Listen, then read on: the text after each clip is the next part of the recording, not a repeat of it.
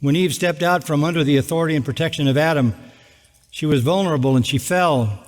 And Adam, bound by his heart to her, abandons his own authority and becomes weaker and plunges the whole human race into corruption. Adam was not deceived. Eve was deceived.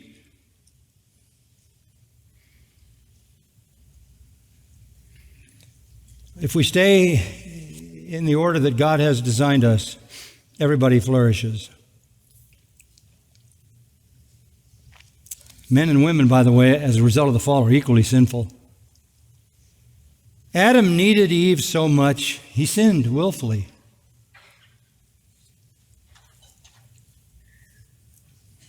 We get that. We need you. The leadership of men, though, it was established in the creation and reaffirmed in the fall. No daughter of Eve should follow her path into forbidden territory of going out from under her authority, her God-given authority, and trying to live independently. Too much danger abounds. Actually, all human relationships are built on authority and submission. You would know that, right? You have a job.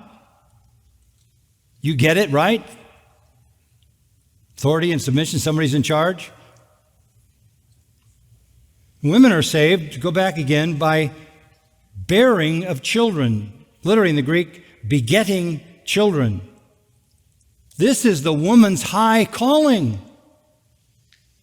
This is important, if those women continue in faith and love and sanctity or sanctification with self-restraint. Here we go again.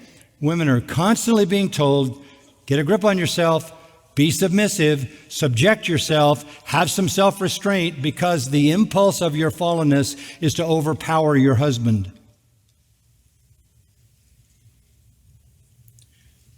And there's reason for that, because your husband's not perfect and you can find a lot of reasons that you'd like to get power, right?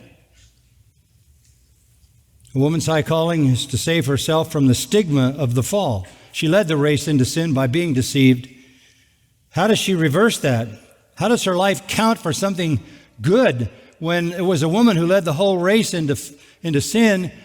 A woman reverses that by raising godly children. This is the highest and most influential life possible. Now, I understand God doesn't want every woman to be married. There's a gift of singleness Paul talks about in 1 Corinthians 7. And sometimes there are married couples that the Lord doesn't give children. But as a general principle, this is the high calling of women. Have children. Pour your soul and your life into those children. And that is the greatest of all influences. Meanwhile, back at the church, chapter 3, verse 1, it's a trustworthy statement, and everybody knows this.